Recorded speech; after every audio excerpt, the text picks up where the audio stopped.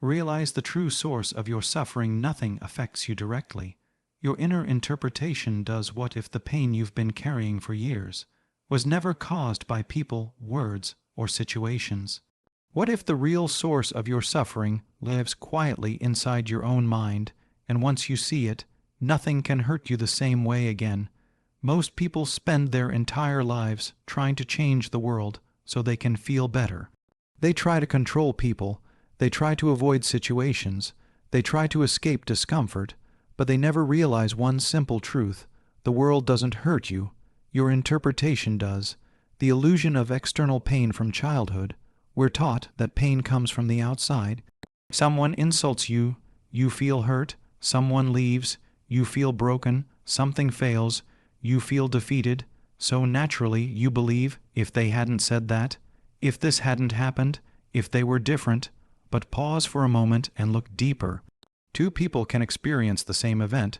One collapses emotionally, the other remains calm. Same situation, different reaction. That alone proves something powerful. The event is neutral, the meaning is not. Pain begins the moment your mind assigns a meaning to what happened. How the mind creates suffering. The mind is a storyteller. It doesn't just observe reality, it explains it.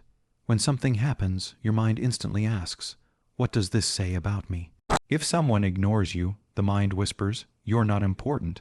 If someone criticizes you, it says, you're not good enough. If something ends, it says, you've lost something you needed. These thoughts feel automatic, but they are learned patterns. They are not facts. They are interpretations shaped by past wounds, fears, and attachments. And here's the most important realization. You don't suffer because of what happened. You suffer because you believe the story your mind tells about it. The hidden root of pain. Every time something affects you deeply, it points to an attachment. You are attached to being respected, being understood, being chosen, being validated, being in control. Attachments are not bad, but unconscious attachment is dangerous. Because the moment you need something to happen a certain way to be okay, you give it power over you. People don't afflict you. Your attachment to how they should behave does. Situations don't break you.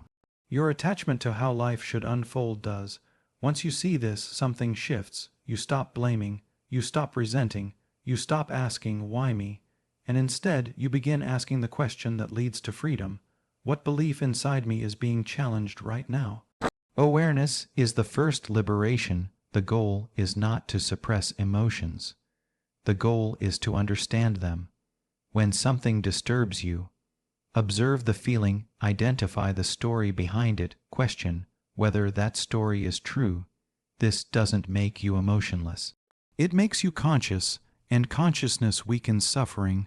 The moment you realize, I am not hurt by this situation, but by my interpretation of it, you take your first step toward becoming unafflictable.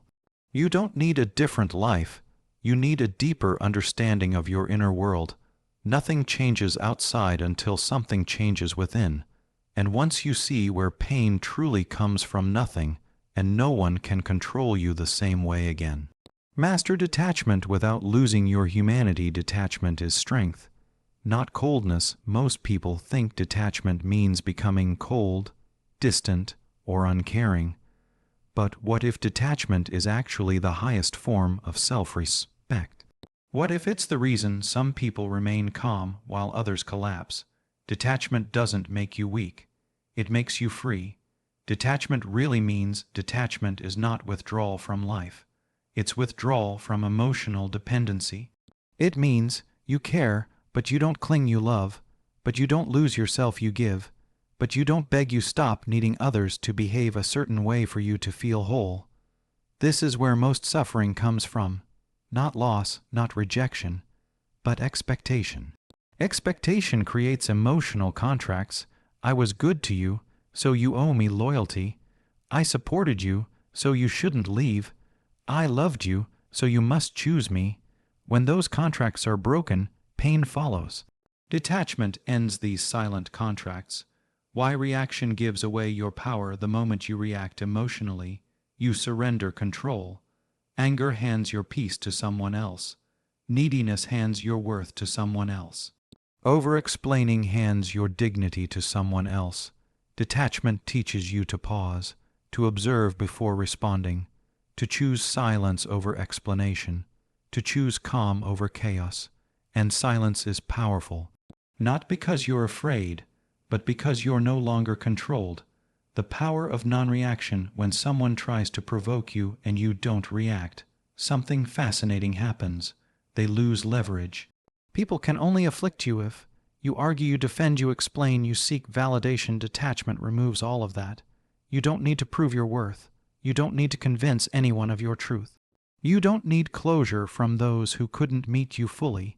You simply let go, and letting go is not loss, it's release.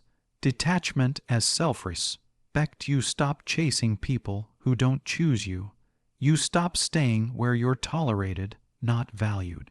You stop explaining yourself to those committed to misunderstanding you, not out of ego, but clarity.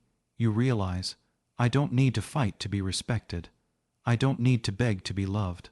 This is emotional maturity. And once you reach it, people no longer have the ability to disturb your inner peace. Closing reflection. Detachment doesn't close your heart. It protects it. You still feel deeply, but you no longer bleed unnecessarily. And that's when your power returns.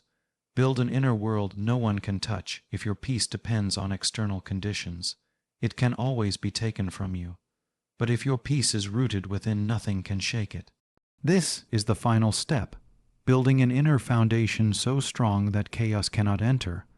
Why external stability always fails. People seek security in relationships, success, approval, control, but everything external is temporary. People change, situations shift, life surprises you. So if your identity is tied to what can be lost, you will always live in fear. Inner stability begins when you stop outsourcing your worth. Creating an unshakable inner core. Inner stability comes from knowing your values, accepting uncertainty, trusting yourself. You stop asking, will this work out? And start asking, can I handle it if it doesn't? That question alone changes everything. You become adaptable instead of fragile. Pain no longer defines you when your inner world is solid. Pain becomes information, loss becomes transformation, failure becomes feedback. You don't collapse when things fall apart. You rebuild with wisdom, and people sense this. They stop trying to manipulate you. They stop trying to provoke you, because they can't reach you emotionally anymore. The world doesn't become softer. You become stronger, and when you are rooted within yourself, nothing and no one can afflict you again.